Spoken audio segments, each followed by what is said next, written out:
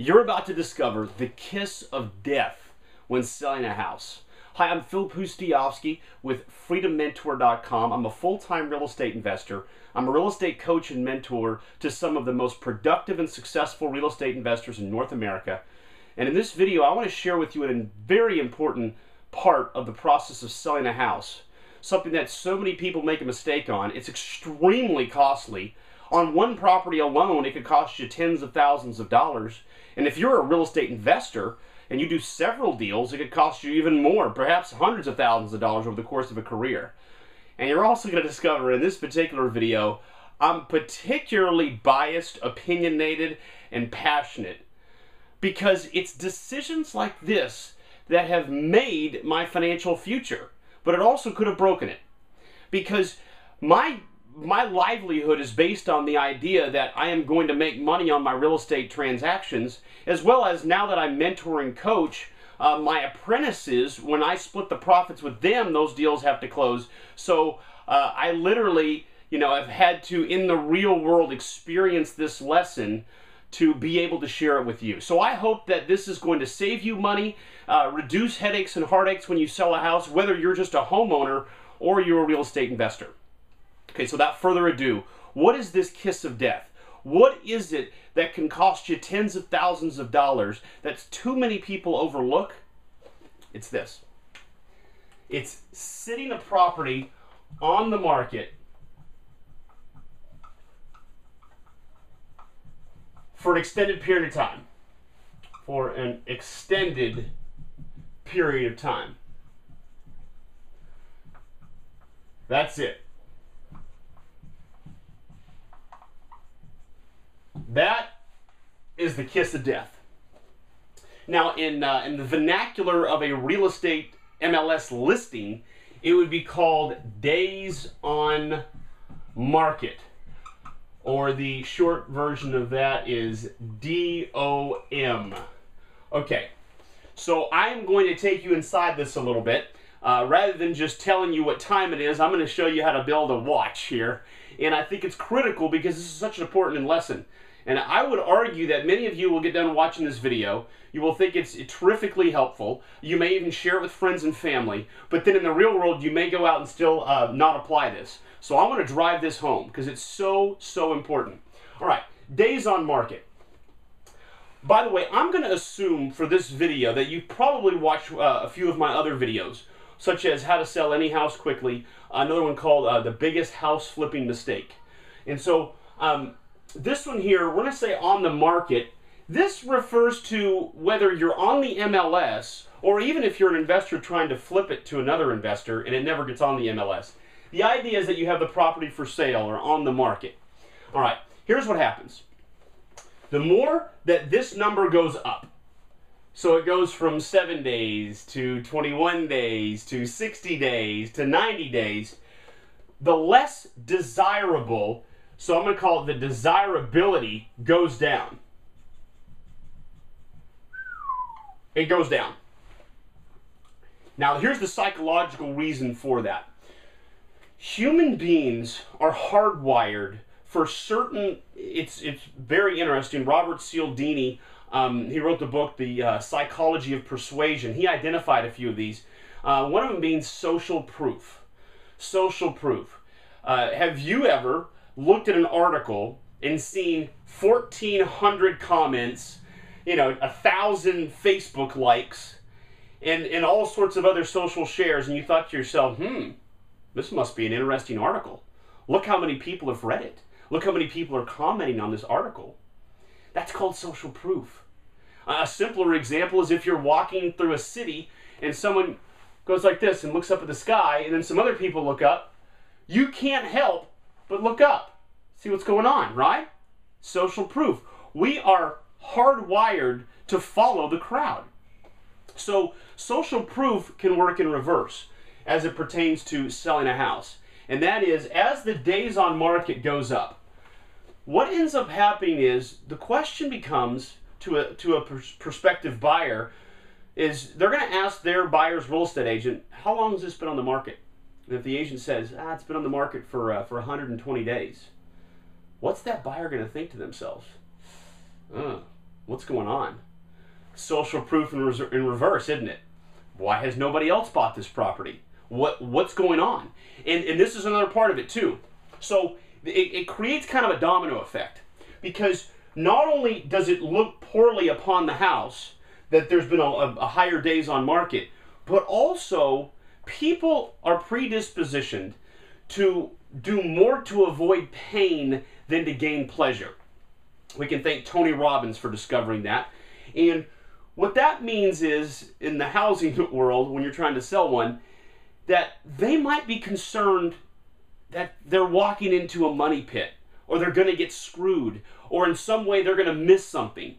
So they're more scared of making a bad decision than making the good decision to move into that home, which could be a wonderful home, great backyard, the 2-car garage. It may have everything they want, but the days on market is up there, and that's lingering in the back of their minds. Does that make sense? And if it doesn't make a lot of logical sense, it makes sense in the real world. Look, I've dealt with this stuff.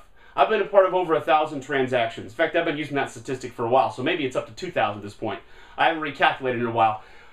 But this right here is something I am so sensitive to, either in my own deals or also in the deals that I work on with my apprentices. I mean, I will ruminate on the decision of how I avoid this, and that's what I'm going to talk about here in a moment, for sometimes up to a week. Because once that days on market starts to tick up, that is a real problem. And for those of you who may be thinking, well, how do I, avoid this? No, I'm going to go through some important steps on how you do that. Real quickly, though, the way these MLS systems work, especially, is that even if you try to maybe take it off the market and put it back on to kind of reset this ticker, nowadays they have what's called a C DOM, combined days on market. So a lot of MLSs are cracking down on what we used to do was, if it didn't sell for a while, we'd take it off and put it back on, and they're stopping us from doing that. So there you go. All right, so how is this happening? What causes this on the market for an extended period of time? What causes this this days on market? Okay, here we go. The first one is priced too high. Priced too high. If you see a property on the MLS for 6 months, for even 120 days, I can assure you, I can guarantee you, the reason why it hasn't sold, maybe it's because of the paint color, maybe it's because of the garage, maybe it's because of the driveway's too steep. You know what the answer is? It's priced too high. Because if the prices drop low enough, people will overlook those blemishes. And if you don't believe me, you can even see in places like Detroit, they sell houses for $1. I mean, if you tried to sell your home tomorrow for $1, would it sell? Yes, it would. So it's ultimately a price too high issue if it doesn't sell. So what oftentimes people do, and I am going to beg that you don't do this, so listen carefully. They think to themselves the following logic: I'll start high, see if anybody makes an offer, and then I'll drop the price. I'm here to tell you that this right here is a terrible strategy. And if you've gotten away with it before, that's even worse, because now it's trained you that you can do it again. Do not do that. Terrible idea. Here's why. When you start high, what that means is you ultimately run the risk of no one making an offer. And if no one makes an offer, the days on market, I'm going to go back to this DOM, the DOM goes up. And the longer it goes up, the more difficult it is for you to reverse the problem. Because even if you drop the price, the problem is that's still there. Days on market, it still shows 90. Why hasn't anybody bought it? And so this doesn't go away. And here's the other problem, and I want you to be very critical of this. The first week or two is the most powerful part of the listing. That's when you're trying to sell a property, whether it's flipping it to other investors, whether it's a retail home that you've lived in for 20 years, when you're trying to sell that house, that first 2 weeks, that's the big zone right there. It's because the house is the new kid on the block. So there's no reason to think there's anything wrong with it because it hasn't been on the market very long. So this first 2 weeks is critical. This is where the houses get sold. the majority of properties that I sell or my apprentices sell that I'm a part of transactionally, we sell them in the first 2 weeks. Why? Because we start low. We start low. You start the listing where it needs to go out at, where you want to sell it at. If you start high, you run this risk. If you start low, you know, what if you started too low? Well, guess what? You'll get a multiple offer situation and the market will bring it back up in most cases. So typically you can't start too low, but you can definitely start too high. Some other things. When you put a property in the MLS, it's going to propagate to places like Trulia, Zillow, Hot Pads, and all those other places on the web. And people look at those places, but it's going to get distributed at what you priced it at to begin with. What did you begin the offering at? Well, if you started high, even if you drop the price, it doesn't mean the MLS is going to update Zillow or Trulia. It may not. So you start at the price you need to start at so you can sell. Like I said earlier, I will spend a lot of time ruminating over this subject right here.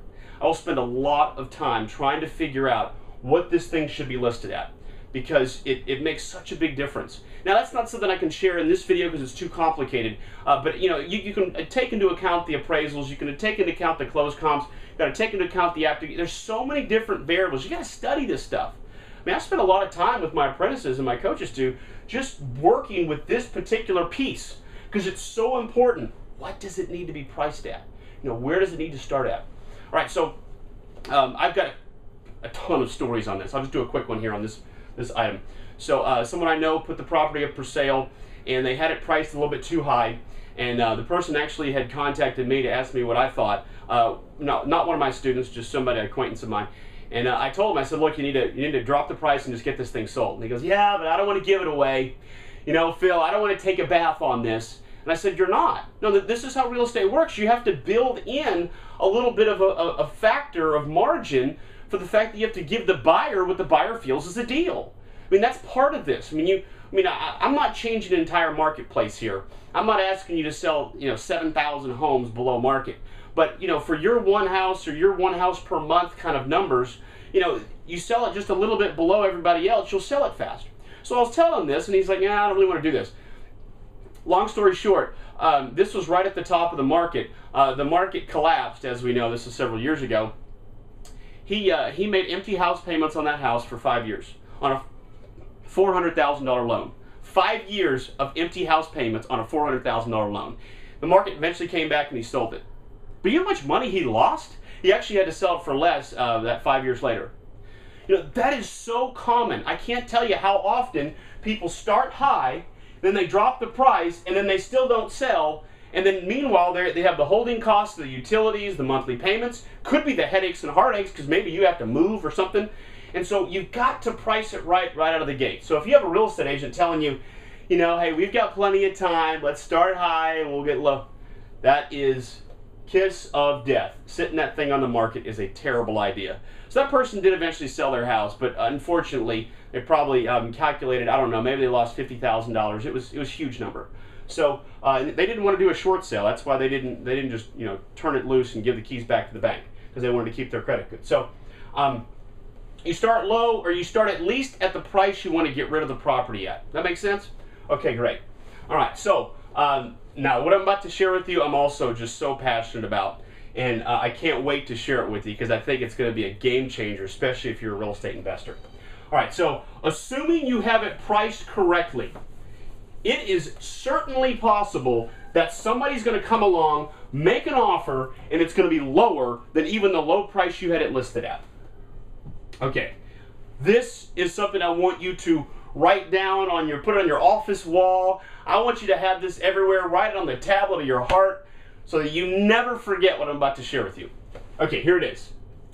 Your first offerer is the person who makes the offer, is usually your best. Your first offerer is usually your best. I don't know completely why this is the case, but I can prove to you over years and years and years of doing this, that it almost always, almost without exception, is the rule. The only big exception to this rule is going to be what I share with you in that video, biggest house flipping mistake, which is where I talk about if you don't get non-refundable earnest money, if you don't verify the person can get a loan. So again, assuming the offer has the ability to buy the property, they financially can do it, they're usually your best one to work with. Now, notice I didn't say offer. I didn't say the first offer they make. I said the first person that makes an offer. Because you may have to do a little bit of countering back and forth. Maybe the price has to go up a little bit, because usually the first offer they make is usually a little bit lower than what they're willing to go with. Or maybe you need to adjust the terms, such as getting non-refundable earnest money. If you're doing a flip, maybe you want them to close with your title company. So there's certain things you may want to massage with the offer, but you want to work with the first offerer. Oh, I have so many stories on this one. So an acquaintance of mine, again, they had bought this property when the market was actually booming, and what they did was they bought it from a builder who just needed to get it off his inventory because he had gotten I think it was like an $80,000 deposit to buy to build a custom home. The custom home got built, and then the buyers backed out and lost their $80,000. So the builder was willing to kind of get rid of it on a dime. Sell a lot cheaper. So sold it to my acquaintance for, it was like $205 plus closing costs, call it $210. All right, now when they looked at the comparable sales and they did all their statistics and they got an appraisal, they thought it could definitely sell for $280. So they get it on the market. Their first offer comes by with an offer, all cash, $250. What do you do? This came in within 1 day. I'll tell you what they did. They thought to themselves, geez, we got an all-cash offer of $250 on the first day. Boy, if we leave this out here quite a while, wait it out, we'll probably get a lot more. Some of you have made that decision in your mind before, haven't you? Long story short, they turned this offerer down because he would not go above $250. He was a legitimate bona fide buyer because he was paying all cash. So they turned him away. They sold the home for $180 in the end. True story. And I know these people.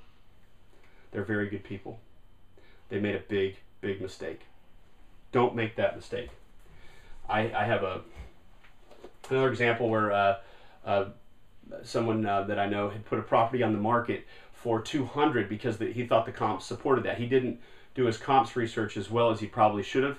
But either way, he put it on the market for $200, and he dropped it to $180 pretty quickly, and he got an offer at $154, and he thought that's way too low. Well, as of the video being shot, he has it listed at $150 right now and doesn't have an offer again. Your first offerer is usually your best. Why? Well, I think, again, I don't have all the reasons, but I'll say this. Number one, you have to remember that there are some people that are waiting for a certain property to come on the market. So they have like a little mechanism set up with their real estate agent that when something hits their parameters, they get an email of it. So often, like the house I just sold about just a few weeks ago, they were waiting for a home in that subdivision. And as soon as it came up, boom, they made the offer. What did I do? I said yes.